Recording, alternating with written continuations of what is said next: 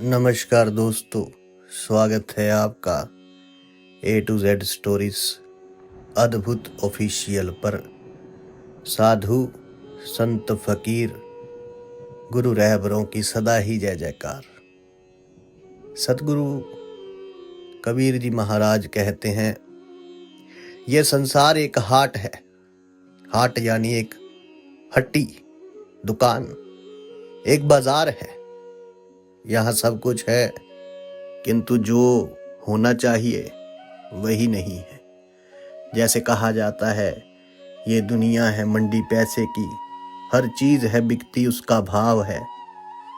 हर चीज है बिकती उसका भाव है। यहाँ रोते हुए चेहरे नहीं बिकते हैं। जरा हंसने की आदत तुम लोग डाल लो। तो ये संसार जो है, यहाँ यही सब कुछ है। ये बाजार ऐसा ही है। और क्या आपने कभी सोचा है कि जिसे आप जीवन भर खोज रहे हैं, क्या वे कभी बाहर मिल सकता है? यदि सब कुछ बिकाऊ ही है, तो फिर वे क्या है जो खरीदा नहीं जा सकता? तो आज जो है, हम इसी विषय पर जो है वार्तालाप होगी। आज की जो रहस्यमयी और जिसे हम आध्यात्मिक यात्रा है, वो इसी प्रश्न के लिए है। तो संसार के इस बाजार में हर एक चीज बिकाऊ है। जो पाने योग्य है उसे छोड़कर वहां पर सब कुछ मिलता है। जिसे पाकर और पाने की चाह चली जाए, बस वही संसार में नहीं मिलता। यही कबीर साहब कह रहे हैं। बाकी हर चीज बिकाऊ है। सतगुरु कबीर जी महाराज कहते हैं, जिसे पाकर हर एक चीज पाने की चाह ही खत्म हो जाए, वही इस संसार में नहीं मिलता। बहुत कुछ वहां पर मिलता है इस बाजार में, लेकिन जो भी मिलता है उससे केवल पाने की चाह और बढ़ती है, घटती नहीं है। जल कुछ ऐसा मिलता है कि प्यास घटती नहीं, जलन बुझती नहीं, तृप्ति आती नहीं। जैसे कबीर साहब ने कहा था, माया मरी न मन मरे, मर मर गए शरीर, आशा तृष्णा ना मिटे, कह गए संत कबीर। तो जैसे जल नहीं, प्यास की आग से संसार घी बनकर बढ़ता है। सब कुछ बिकाऊ है। किसी की जमीन बिकाऊ है तो किसी का जमीर तक बिकाऊ है। इस संसार में सब कुछ बिकाऊ है। सदगुरु कबीर जी महाराज साहब ये चीज समझा रहे थे लोगों को कि एक जो वहां पर गणिका आती है, गणिका जिसे वैश्य कहा जाता है, जैसे ही वे आती है तो जो भी लोग वहां बैठे थे सदगुरु कबीर जी महाराज के साहब के पास, वहां से वे धीरे धीरे सरकना शुरू कर देते हैं, उससे दूर होना शुरू कर देते हैं। वे आकर प्रणाम करती है सदगुरु जी को और कहती है कि हे संत जी, आपकी बड़ी कृपा हो, यदि आप मेरे निवास स्थान पर पधारें। तो सदगुरु कबीर जी महाराज साहब उसे कहते हैं कि ठीक है, तुम्हारी इच्छा अवश्य पूरी होगी। तो वे प्रणाम करके चली जाती है। अब लोग जो वहां बैठे थे बड़े आश्चर्यचकित होते हैं, कहते हैं कि भगवान, आप एक वैश्या के घर जाएंगे? ये सारे गंदे कार्य करती है, इसे नगर वधू कहते हैं, और आप उसके घर जाएंगे? तो कबीर जी महाराज साहब बोले कि क्या फर्क है उसमें और मुझ में, जरा बताओगे? तो लोग उसके सभी जितने दुर्गुण हैं वे सब गिनाने शुरू कर देते हैं, और उसके भीतर क्या क्या अवगुण है। कबीर जी महाराज साहब ने कहा कि क्या कोई मुझे अब उसके गुण बता सकता है क्या? अवगुण तो तुम लोगों ने बता दिए, तो गुण बता सकते हो क्या? लेकिन कोई भी उसके गुण नहीं बताता है। वे सभी के सभी मौन रह जाते हैं। तो सदगुरु कबीर जी महाराज साहब कहते हैं कि ठीक है, तुम यदि उसके अवगुण बता सकते हो और अगर उसके अंदर गुण नहीं देख सकते हो, तो फिर तो तुम्हें अभी बहुत मेहनत करनी पड़ेगी, बड़ी तपस्या करनी पड़ेगी। अरे सफलता अभी तुमसे कोसों दूर है, बहुत दूर। तो लोगों ने पूछा कि महाराज, फिर सफल होने के लिए क्या करना पड़ेगा? तो सदगुरु कबीर जी महाराज साहब ने कहा कि सफल होने के लिए तुम्हें दूसरे के अवगुण की जगह अपने अवगुण देखने पड़ेंगे। जब तुम किसी की तरफ उंगली उठाते हो तो याद रखना, 3 उंगलियां तुम्हारी तरफ भी इशारा कर रही होती है। यदि अपने अवगुण अगर आपने अपने अवगुण, अपनी बुराई, अपनी कमियों को देखोगे तो ही तो उन्हें दूर कर पाओगे। जब भी तुम सफल होते हो तो सफल होने के लिए कुछ चीजें होती हैं जो लोगों को ध्यान रखनी चाहिए। सबसे पहली चीज, लोग छोटी छोटी बात पर झगड़ा करते हैं। अरे आप भक्त हो, भक्ति करते हो, स्वयं को जो है सत्संगी कहते हो, तो आपको ये छोटी छोटी बातों पर झगड़ना छोड़ना होगा। तो मैंने उन लोगों से लड़ना बंद कर दिया जो मेरी बुराई करते थे। क्या तुमने कभी देखा है कि मैं किसी से लड़ता हूं? नहीं ना। कबीर जी महाराज कहते, कोई गाली देता है तो भी शांत, और कोई प्रशंसा करता है तो भी शांत। व्यक्ति को शांत रहना सीखना चाहिए। अपने रिश्तेदारों से लड़ना बंद कर दो, लोगों का ध्यान पाने के लिए लड़ना बंद कर दो। मैंने तो अक्सर कहा है आपसे, ये मैं कह रहा हूं कि जब कहीं नहीं बनती तो उस रास्ता को छोड़ दो, अपने रास्ते चले जाओ और उसे उसके रास्ते चलने दो। अक्सर तुम दूसरों से ये उम्मीद करते हो कि वे तुम्हारी तरफ ध्यान दें। तुम बाहर निकलते हो खूब सुंदर बन के ताकि लोग तुम्हारी तरफ ध्यान दें। स्त्रियां श्रृंगार करके निकलती हैं ताकि लोग उनकी तरफ ध्यान दें। किंतु जो लोगों का ध्यान पाने के लिए लड़ता है वे तो सबसे बड़ा मूर्ख ही है। वे कभी भी सफल नहीं हो सकता। मैंने लोगों की उम्मीदों पर खरा उतरने के लिए कभी किसी से झगड़ा नहीं किया, ये कबीर साहब कह रहे हैं। मैं कभी किसी चीज के लिए ये नहीं करता कि नहीं, मुझे सामने वाले की उम्मीद पर खरा उतरना है या मुझे किसी को दिखाना है। मुझे छोटी दुकान है और उसमें अच्छा खासा धंधा चल रहा है किसी व्यक्ति का, तो उसे वहीं पर और बड़ी दुकान किस लिए चाहिए? लोगों को दिखाने के लिए। तो पैसे की व्यर्थता होगी, ऊपर से तुम्हारा नुकसान भी होना जो है लाजमी है। तो कबीर साहब कहते हैं कि मुझे केवल खरा उतरना है मेरे मालिक की उम्मीद पर। मैंने बेवकूफ लोगों के साथ अपने अधिकारों के लिए लड़ना बंद कर दिया है। क्या अधिकार है जब मैं ही नहीं हूं? सब कुछ कुल मालिक का है, तो फिर किस लिए लड़ना? ऐसे झगड़े मैंने उन लोगों के लिए छोड़ दिए हैं जिनके पास और कुछ है ही नहीं लड़ने के सिवा। मैंने लड़ना शुरू किया, किंतु किसके लिए? अपने लक्ष्य के लिए, अपनी मंजिल के लिए, अपने जो मेरे विचार हैं उन विचारों के लिए मैंने लड़ना शुरू किया। उस कुल मालिक के साथ एक होने के लिए लड़ना शुरू किया। मैंने लड़ना शुरू किया अपने मन को वश में करने के लिए। मैं लड़ा अपनी इंद्रियों से ताकि वे बाहर ना जा सके। मैंने जिस दिन ये छोटे छोटे झगड़े छोड़ दिए उसी दिन से मेरी सफलता का रास्ता आसान होता चला गया। और यही आपको भी करना। क्या आपके लिए समय इतना निरर्थक है कि आप उसे लड़ाई झगड़ों में व्यर्थ कर दें? क्या समय आपके लिए इतना निरर्थक है कि आप उस प्रभु का नाम सुमिरन छोड़ के कुल मालिक को भूलकर ये देखें कि कौन वैश्य है और कौन भली है, किसके घर पर कौन आया है कौन नहीं? क्या यह चीज आपके लिए अधिक मायने रखती है? तो जिसने प्रश्न पूछा था उसने लज्जा से अपना सर झुका लिया। सदगुरु कबीर जी महाराज साहब ने कहा कि एक बार महात्मा बुद्ध के एक भिक्षु भिक्षा के लिए जा रहे थे। बीच में एक वैश्या ने उन्हें रोका और उन्हें निमंत्रण दिया। वो वैश्या उस भिक्षु के ऊपर आसक्त थी। उसने कहा कि तुम मेरे घर पर रुक जाओ इस वर्षा काल में। किंतु उस भिक्षु ने कहा कि मुझे रुकने में कोई अड़चन नहीं है, ये बात अलग है, किंतु फिर भी मैं एक चीज तुमसे कहना चाहता हूं कि रुकने में अड़चन नहीं, लेकिन जिस गुरु से मैंने दीक्षा ली है जरा मैं उनकी अनुमति तो लेके आऊं। हालांकि वे मना नहीं करेंगे, यह मुझे पूर्ण विश्वास है, क्योंकि गुरु की आज्ञा के बिना कुछ करना मेरे लिए जो है उचित नहीं। लेकिन फिर भी एक औपचारिकता वश मैं उनकी अनुमति लेने चाहता हूं, क्योंकि मैं एक गुरु का शिष्य हूं। तो बुद्ध गांव के बाहर ठहरे हुए थे। तो उस भिक्षा जो मांगने गया था भिक्षु, उन्होंने कहा कि मैं अभी जाकर और पूछ कर आता हूं। तो वैश्या थोड़ी सी चिंतित हुई, ये कैसा भिक्षु है जो इतनी जल्दी राजी हो गया ठहरने के लिए। वो भिक्षु जाता है, उसने महात्मा बुद्ध साहब से कहा कि सुनिए, एक आमंत्रण मिला है, एक वैश्या का है, लेकिन और उसने वर्षा काल में उसके घर रहने के लिए कहा है 4 मास के लिए। यदि आपकी आज्ञा हो तो मैं ऐसा कर लूं। तो महात्मा बुद्ध ने कहा कि ठीक है, तुम जाओ, तुम जा सकते हो, निमंत्रण को ठुकराना उचित नहीं। अब ये सुनकर सभी भिक्षुओं के भीतर जितने भी भिक्षु वहां पर बैठे थे सभी ईर्ष्या से भर गए कि उनको लगा कि अरे बड़े सौभाग्यशाली हैं, एक तो वेश्या ने निमंत्रण दिया और वे भी वर्षा काल में, और हद तो तब हो गई कि महात्मा बुद्ध ने भी उसे स्वीकार कर लिया और आज्ञा भी दे दी। तो एक भिक्षु ने खड़ा होकर कहा कि रुके, इससे गलत नियम प्रचलित हो जाएगा, भिक्षुओं को वेश्याएं आमंत्रित करने लगेंगी और भिक्षु उनके घर पर रहने लगेंगे तो भ्रष्टाचार, पापाचार और व्यभिचार फैल जाएगा।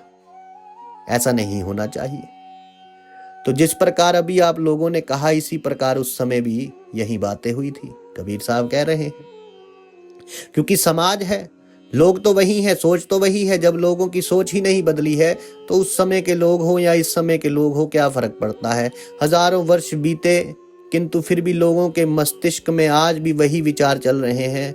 महात्मा बुद्ध ने कहा उस व्यक्ति से, उस भिक्षु से जिसने कि ये पूछा था, आपत्ति जताई थी निमंत्रण पे, तो महात्मा बुद्ध साहब ने कहा कि यदि तुम्हें निमंत्रण मिले तो तुम ठहरे तो भ्रष्टाचार फैलेगा, यदि तुम ठहरने को इतना आतुर हो तो फिर तुम ये उल्टी बात क्यों कर रहे हो। मैं जानता हूं कि तुम्हें अगर निमंत्रण मिले तो तुम मुझसे पूछने भी नहीं आओगे, ये तो फिर मुझसे पूछने आए। तुम इतने आतुर हो क्योंकि तुम्हारे मन की बात मैं पढ़ सकता हूं। पहली बात तो तुम पूछने आओगे नहीं क्योंकि तुम लगे हो अपना ढंडोरा पीटने, और डरोगे तुम, और वे डरा नहीं। उसे विश्वास था कि मैं मना नहीं करूंगा, इसलिए वे मुझसे पूछने आया। और यदि तुम मुझसे पूछने आए भी होते तो मैं तुम्हें मना ना कर देता, तुम्हें तो बिल्कुल मना कर देता। मैं तुम्हारे लिए हामी नहीं भरता। इसलिए तुम भयभीत मत हो क्योंकि वे वापस आएगा। मुझे पता है ये आदमी यदि वेश्या के घर में ठहरेगा तो 3 महीने में ये वेश्या के पीछे नहीं जाएगा बल्कि वेश्या इसके पीछे आएगी। मुझे इस व्यक्ति पर पूर्ण भरोसा है, इस भिक्षु पर भरोसा है, क्योंकि वे अपने जीवन की कीमत समझता है। वे तुम्हारी तरह तो बिल्कुल भी नहीं। तुम अभी बहुत ही कच्चे हो, तुम्हारा घड़ा कच्चा है। तो व्यक्ति 3 महीने से उस वेश्या के घर रहा और बड़ी बड़ी कहानियां चली, बड़ी खबर आई, बड़ी अफवाहें जो है उठी कि वे भ्रष्ट हो गया है, वे बर्बाद हो गया है, वे बैठकर संगीत सुनना है, वे साधना नहीं करता है, और पता नहीं खाने पीने का तो उसने कोई नियम बनाया भी है कि नहीं बनाया है। वो भिक्षु जो वहां पर जाता था भिक्षा मांगने के लिए, जिसने प्रश्न किया था महात्मा बुद्ध से, वो वहीं पर मंडराता रहा। वे भीतर तो जा नहीं सकता था किंतु आसपास चक्कर जरूर लगाता था और कई तरह की ऊटपटांग खबरें लेकर आता था, किंतु बुद्ध सुनते रहते। उन्होंने कभी कुछ नहीं कहा। 3 महीने बाद जब वो भिक्षु वापस आया तो वे वेश्या उसके पीछे आ गई और उस वेश्या ने कहा कि मेरे धन्य भाग कि आपने इस भिक्षु को मेरे घर में रुकने की आज्ञा दे दी। मैंने सब तरह से कोशिश की इसे भ्रष्ट करने की, क्योंकि तब मेरे भीतर अहंकार था, मेरे अंदर वासना थी, अहंकार था मुझे अपनी खूबसूरती पर। इसके रूप को देखकर मैं मोहित थी, किंतु इसकी बातें सुनकर मेरा मन निर्मल हो गया। इसके उपदेश सुनकर जो आपने इसे सिखाया था, उस ज्ञान को सुनकर मेरा मन पवित्र हो गया। जब वेश्या भ्रष्ट कर देती है किसी को भी, तभी वे जीत जाती है। वे मेरा अहंकार था कि ये भिक्षु भ्रष्ट हो जाएगा, किंतु इसके सामने मैं हार गई। मेरा सौंदर्य, मेरी खूबसूरती व्यर्थ, मेरा शरीर व्यर्थ, अरे मेरा संगीत व्यर्थ, मेरे नृत्य, कुछ भी इसे नहीं लोभा पाया। और 3 महीने में मैं ही इसके प्रति लोभ में पड़ गई। मेरे मन में ये सवाल उठने लगा कि क्या है इसके पास ऐसा, कौन सी संपदा है जिसके कारण इसे मैं कचरा दिखाई देती और ये मेरी तरफ आसक्त नहीं होता। अब मैं भी उसी की खोज करना चाहती हूँ। जब तक वे संपदा मुझे नहीं मिल जाती तब तक मैं सब कुछ करने को तैयार हूँ, मुझे सब कुछ छोड़ने को राजी हूँ। अब जीने में कोई अर्थ नहीं रह गया जब तक मैं इस अवस्था को ना पालूं जिसमें ये भिक्षु है। और इसके बाद वे जो वेश्या थी वे भिक्षुनी बन गई। तो आप बताइए मुझे कि जरूरत एक संत की, एक साधु की, एक सत्संग की कहाँ है? सच्चे जो संग है उसकी कहाँ जरूरत है? एक गुरु की किसको आवश्यकता ज्यादा है? एक चिकित्सक की जरूरत, एक वैद्य की जरूरत बीमार लोगों के बीच में या स्वस्थ लोगों के बीच में ज्यादा है? तो वहां पर जो लोग बैठे थे उन्होंने कहा जी बीमारों के बीच, में जो स्वस्थ हैं उसे वैद्य की क्या जरूरत। तो कबीर साहब ने कहा, बिल्कुल सही बात। तो सबसे अधिक बीमार लोग कहाँ आते हैं? सबसे अधिक बीमार लोग इन्हीं वैश्याओं के पास तो आते हैं। जब ये स्वयं ही पतित हो चुकी हैं, इनके साथ आने वाले भी पतित हैं, तो अगर वहां पर जो है मैं सत्संग कर दूं तो इसमें क्या बुराई है? ये सब कुछ देखने का नजरिया है। जैसे तुम्हारे देखने का नजरिया है, तुम अभी भी इसी संसार की चीजों में भटके हुए हो, इसी संसार की वासनाओं में, कामनाओं में भटके हुए हो। जैसे मनुष्य का मन एक छोटे बच्चे की तरह होता है, ऐसे ही तुम्हारा मन अभी भी एक छोटे बच्चे की तरह है। जैसे छोटा सा बच्चा बाजार में आया हो, मेले में आया हो, वे हर चीज खरीदने के लिए रुक जाता है, वो हर चीज को खरीदने के लिए रोने लगता है। अपने पिता के साथ वो बहस करता है, तड़पने लगता है, परेशान तक हो जाता है। और ये बच्चा सारी चीजें खरीद भी ले और सांझ होते, दुकानें बंद होते होते वे अपने घर ढेर सारे खेल खिलौने लेकर आ भी जाए तो भी खेल खिलौने ही हैं, उनका कोई मूल्य नहीं है। उनसे आशा तो बंधती है, किंतु उससे और बड़ी आशा पल जाती है कि हाँ, अब मुझे और बड़ी चाहिए, बड़े खिलौने चाहिए। लेकिन वे आशा कभी पूरी नहीं होती। 2-4 दिन के बाद बच्चा पाता है कि जिन खेल खिलौनों के लिए वे इतना ठिठका, इतना रोया, इतना परेशान हुआ, वे उन्हें खुद ही छोड़कर कोने में कहीं डाल देता है, खुद ही उन्हें बाहर फेंक देता है। क्योंकि अब उसे उनमें आनंद नहीं आ रहा, अब उसे कुछ और चाहिए। ये मन की पुनरुक्ति है। बार बार आप वही करते हो, एक चीज को खरीदते हो, उसमें आनंद लेने की कोशिश करते हो, नहीं मिलता, फिर दूसरी खरीदते हो, फिर तीसरी के पीछे भागते हो। बार बार इस संसार के चीजें के पीछे भाग रहे हो और ये सारी चीजें यहाँ बिक रही हैं। और इस बाजार में तुम जो भी चीज खरीदते हो उसमें तुम्हें आनंद नहीं मिलता, किंतु बार बार वही चीज करते जाते हो, फिर भी तुम्हारे भीतर चेतना नहीं आती। एक बच्चा है तो ठीक है, तुम्हारे भीतर वासनाओं की बड़ी बचकानी भीड़ लगी होती है। तुम तो बड़े हो गए हो उम्र में, तुम बच्चे तो नहीं रहे। हर इंद्रियों की ना मालूम कितनी कितनी वासनाएं हैं। हर एक इंद्रियां जो है परत दर परत वासना ही वासना तो है। पूरा जन्म बीत जाता है किंतु कुछ हाथ नहीं लगता और इतनी समझ भी नहीं लगती कि जहां हम खोजते थे वहां मिलने को कुछ है भी नहीं। हम सभी चीजों को बाहर ढूंढते हैं, बाहर खोजते हैं, तो बाहर तो केवल और केवल बाजार ही तो है। क्या है इसके अलावा? जिसे ये दिखाई पड़ने लगा कि जो दुकानों की तरफ से उपेक्षा से गुजरने लगा, जिसके भीतर धीरे धीरे अपने को खोजने की तलाश पैदा हुई, जिसे ये ख्याल आया कि जब अपने को ही नहीं पाया तो और कुछ पाकर मैं करूंगा भी क्या। जैसे बुल्ले शाह ने कहा था कि बाहर ढूंढे उसको जो भीतर समाया, ऐसे लग रहा जैसे मुर्गियां कूड़ा फरोल रही हैं, जैसे मुर्गियां कूड़ा फरोल रही रहे। बुल्ले शाह वो तुझसे अलग नहीं, आपे आवाज मारे आपे बोल रहा है। तो वो भीतर ढूंढना है लेकिन बाहर कूड़ा ढूंढते हैं। जब ये बोध व्यक्ति के भीतर जन्म लेता है, सब पाने से पहले अपने को ही पा लेना आवश्यक है, तो तुम्हारी बुनियाद बनेगी, तो तुम्हारी नींव, तुम्हारा आधार बनेगा और तभी तो जीवन का भवन खड़ा हो सकेगा। यदि तुम्हारी बुनियाद ही कमजोर है तो तुम्हारा भवन गिरता रहेगा।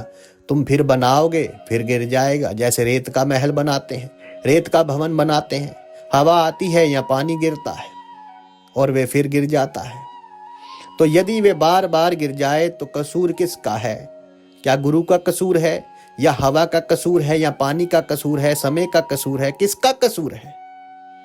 तो कसूर तो स्वयं तुम्हारा ही है।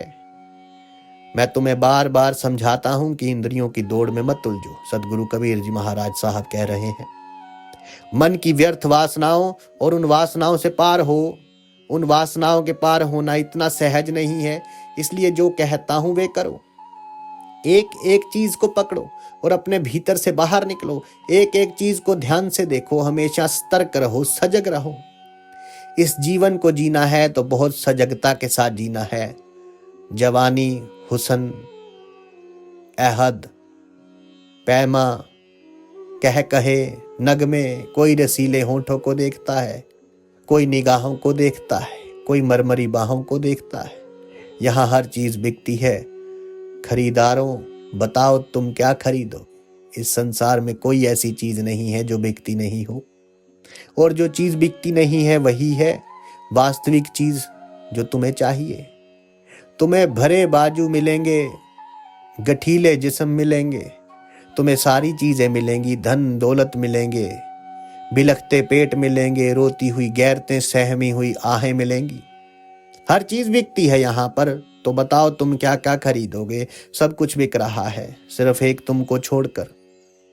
तुम्हारे भीतर जो बैठा है ये बोल रहा है, जो तुम्हारे भीतर बैठकर सुन रहा है, जो तुम्हारे भीतर बैठकर सब कुछ सूंघता है, जो तुम्हारे सोने के बाद भी चेतन है, जो तुम्हारे जागने से पहले भी जागा हुआ है, केवल उसे छोड़कर सब कुछ बिक रहा है। सभी कुछ दुकानों में सजा हुआ है, सिर्फ एक तुम्हें छोड़कर। सभी कुछ बाजार में उपलब्ध है, सिर्फ एक तुम हो जो बाजार में नहीं हो, और तुम उसे नहीं पा सकोगे क्योंकि तुम उसे बाजार में ढूंढ रहे हो। तुम उसे संसार में ढूंढ रहे हो, उसी तरह जैसे मुर्गियां जो है कूड़ा फरोल रही। सिर्फ एक तुम हो कि तुम उसे बाहर कभी नहीं पा सकोगे, जो स्वयं तुम हो। सिर्फ एक तुम हो जो बाजार के बाहर हो। सिर्फ एक तुम हो जो कोई वस्तु नहीं है, अन्यथा इस बाजार में सारी चीजें बिकती हैं। यहाँ पर सब कुछ धन है, यहाँ पर सब कुछ व्यापार है, इसके अलावा इस बाजार में और कुछ भी नहीं। और तुम व्यापार का हिस्सा नहीं हो, इसलिए इस बाजार में तुम हो ही नहीं। किंतु तुमने कभी इस चीज को स्वीकारा ही नहीं।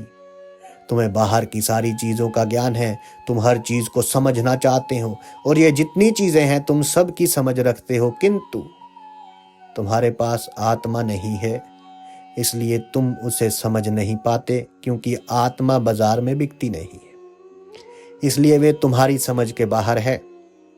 मन, बुद्धि, इंद्रियों, इन सभी से परे है वे, इसलिए वस्तुएं समझ में आती हैं, किंतु आत्मा कभी समझ में नहीं आती।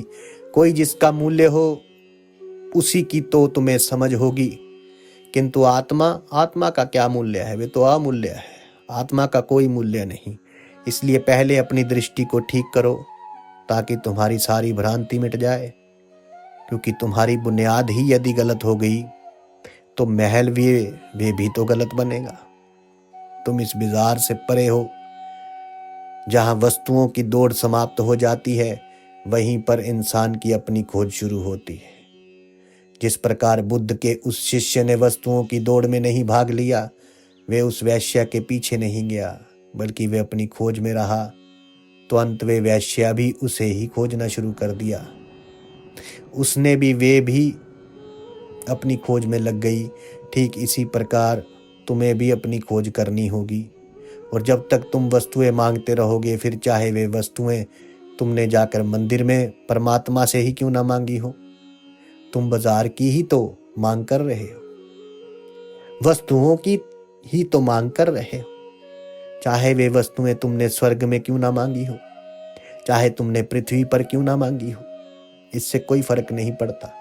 बाजार कहीं भी हो, चाहे धरती का हो, चाहे जमीन का हो, चाहे आसमान का हो, चाहे स्वर्ग का हो, इंद्रपुरी का हो, बैकुंठ का हो, किसी का भी हो, तुमने चाहे स्वयं मुक्ति ही क्यों ना मांगी हो, किंतु मांग तो है ही ना। और जहां मांग है वे बाजार ही तो है, क्या फर्क पड़ता है। तुम तो अब भी मांग ही रहे हो। तुम्हारी इच्छाएं, कामनाएं, वासनाएं, ये जब तक नहीं मिटेंगी तब तक तुम केवल और केवल मांग ही रहे हो। जब तक तुम्हारी समझ में एक बुनियादी ख्याल नहीं आएगा कि जानने योग्य केवल एक ही चीज है, वो हो तुम स्वयं, मैं हूं। पाने योग्य केवल एक ही चीज है, वो हो तुम स्वयं, मैं हूं। खोजने योग्य केवल एक ही चीज है, वो है तुम स्वयं, मैं हूं। फिर सब कुछ खोज लेंगे बाद में। पहले खुद को तो जान लो। पहले अपने इस आत्म राम, इस चेतन राम को तो जान लो। जब तुम इसको ही नहीं खोजोगे तो बाकी सब कुछ खोज कर क्या फायदा, सब व्यर्थ हो जाएगा। उम्र बीत गई लोगों की, कितनी ही पीढ़ियां दर पीढ़ियां लोग जन्म लेते रहे और मरते रहे केवल इस संसार को ही जानने में। अब आप बताओ, आप किसे जानना चाहते हो? अपना तो ठीक ठीक पता हो जाए कि मैं कौन हूं, कहां से आया हूं, क्या हूं, कैसा हूं। कुल मालिक का तो फिर पता लगा लेंगे, मलकियत भी फिर उसकी खोज लेंगे। सम्राट की पहचान तो कर लो पहले, उसके बाद उसका साम्राज्य भी खोज लेंगे, किंतु पहले खुद को तो जानो। और मजे की बात तो यह है कि जिसने स्वयं को पाया वे इस पाने में भी सब कुछ पा जाता है। स्वयं को ढूंढना ही, स्वयं की खोज करना ही, स्वयं को पा लेना ही उसको पा लेने के बराबर है, और यही सत्य है। फिर उसकी खोज ही पूरी हो जाती है। जिसने स्वयं को जान लिया उसके बाद उसे कुछ भी जानना शेष नहीं रहता। इसलिए आत्मा ही देखने, सुनने, मनन करने और ध्यान करने योग्य है। आत्मा दृष्टव्य, श्रोतव्य, मंतव्य, निधि, ध्यायस्तव्य। इसलिए इस आत्मा को खोजो। और आत्मा कोई वस्तु नहीं है, रूह कोई वस्तु नहीं है। आत्मा मतलब तुम स्वयं, तुम्हारे स्वयं का अस्तित्व वही है आत्मा। तुम स्वयं को खोजो। तुम कभी कहते हो मैं शरीर हूं, तुमसे पूछा जाए कौन है तो अपना नाम ले देते हो कि मैं तो ये हूं। तुम्हें लगता है कि ये जो सामने बैठा हुआ बोल रहा है ये कबीर है। नहीं, ये कबीर नहीं। कबीर साहब कह रहे हैं कि ये कबीर नहीं, ये तो उसका एक शरीर मात्र है। ये कबीर नहीं, मैं कबीर नहीं हूं, पानी से पैदा नहीं, श्वासा नहीं, शरीर अन्न आहार करता नहीं। ता का नाम कबीर की जो पानी से पैदा हुआ है, रजो वीरे बूंद से जो पैदा होता है वे कबीर नहीं है। ये शरीर जो तुम देख रहे हो, ये शरीर तो श्वास ले रहा है, किंतु जो श्वास नहीं लेता वो कबीर है। तुम जिसे देख रहे हो ये शरीर तो भोजन करता है, ये शरीर पानी भी पीता है। सतगुरु कबीर जी महाराज साहब ने एक गिलास उठाया पानी का और पी गए। बोले देखो इस शरीर ने पानी पिया, लेकिन जो अन्न आहार नहीं करता, जो पानी नहीं पीता, वही सत्य में कबीर है। तुम इस शरीर को कबीर समझते हो, लेकिन मैं तो वे हूं जो इस शरीर के भीतर बैठकर बोल रहा है। ये शरीर तो एकमात्र माध्यम है तुमसे वार्तालाप करने का। यदि ये शरीर नहीं होगा तो किस माध्यम से तुम मुझे सुनोगे, किस माध्यम से मैं तुम्हें सुनूंगा। किंतु ये जीव है कि ये समझता ही नहीं है। कितने ही स्वामी रामकृष्ण परमहंस होकर चले गए, कितने ही राम आए, कितने ही कृष्ण होकर चले गए इस संसार से। लोग उन शरीरों को ही समझते हैं कि ये शरीर ही राम है, ये शरीर ही कृष्ण है, ये शरीर ही जो है। किशन बिशन कनवा भगवान नो अवतार नवेला, नाद बिंद में खेलन आए आखिर फोकट मेला। 16 सहस गोपी का जिसकी राधा सी पटरानी, कहाँ गए वो कनवा खेलत उनकी कहो निशानी। के भाई सुनिए ध्यान से, कितने ही कृष्ण हो चुके हैं, विष्णु के कितने अवतार हो चुके हैं, कितने राम हो चुके हैं, कितनी ही रास लीलाएं कर चुके हैं। श्री कृष्ण की कितनी ही गोपियां थी, उनकी 16,000 गोपियां थी, और राधा जैसी जिनकी पटरानी थी। कहाँ है वे कृष्ण? कृष्ण ने तो स्वयं गीता में कहा कि अहम आत्मा गुणेश की, मैं तो आत्मा इस शरीर के भीतर बैठा बोल रहा हूं। तुम मुझे शरीर मत मानो। जब अर्जुन ने कहा कि आप मुझे गीता का ज्ञान जो दे रहे हो, ये ज्ञान आप कहते हो कि आपने आदिकाल में सूर्य को भी दिया था, किंतु सूर्य तो पुरातन है और आपका जन्म तो अभी आधुनिक काल में हुआ है। तो श्री कृष्ण क्या कहते हैं कि नहीं, मेरे और तुम्हारे बहुत से जन्म हो चुके हैं, किंतु मैं जानता हूं उसे तुम नहीं जानते हो। मैं वास्तव में ये शरीर नहीं हूं, तुम केवल मुझे ये शरीर मानने की भूल मत करो। ये शरीर तो एक वस्त्र है जो कि आत्मा धारण करती है। एक वस्त्र फटा तो हमने बदल दिया, हम दूसरा वस्त्र पहन लेते हैं, और इसी प्रकार आत्मा एक शरीर को छोड़कर दूसरा शरीर धारण कर लेती है। किंतु ये आत्म शाश्वत है और मैं वही आत्मा ही। और यही चीज बार बार सतगुरु कबीर जी महाराज साहब कहते हैं कि ये शरीर कबीर नहीं। शरीर का नाम रखा है लोगों ने कबीर, किंतु जब तक इस शरीर का नाम कबीर नहीं रखा था, मैं तो तब भी था। तब बताओ मुझे किस नाम से पुकारते थे? तब तो कोई नाम नहीं था इस शरीर का, तो इस संसार के रखे हुए नाम से भला मेरा नामकरण कैसे हो सकता है? मैं तो शाश्वत हूँ, हमेशा से था, रहूंगा, और पहले भी था और अभी भी हूँ।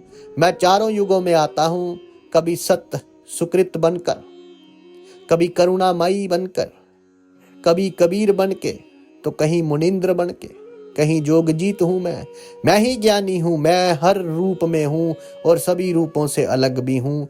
इस शरीर के भीतर बैठा हुआ मैं कबीर हूँ, किंतु इस शरीर से अलग भी हूँ। लेकिन जिस दिन तुम अपने इस स्वयं को जान जाओगे, उस दिन तुम फिर इस बाजार में नहीं भटकोगे। तो तुम स्वयं को जानो, यही तुम्हारी ची मंजिल होगी, यही तुम्हारा सच्चा रास्ता होगा। और फिर वो चीज़ तुम्हें मिल जाएगी जो इस बाजार का हिस्सा नहीं। और जब तुम बाजार से परे हुए तो तुम्हें मंजिल मिलेगी, वो मंजिल जो तुम्हारी असली सफलता होगी। साधु संत फकीर गुरु रहबरों की सदा ही जय जयकार। आप सबके भीतर बसे उस परमात्मा को मेरा प्रणाम स्वीकार कीजिए। धन्यवाद।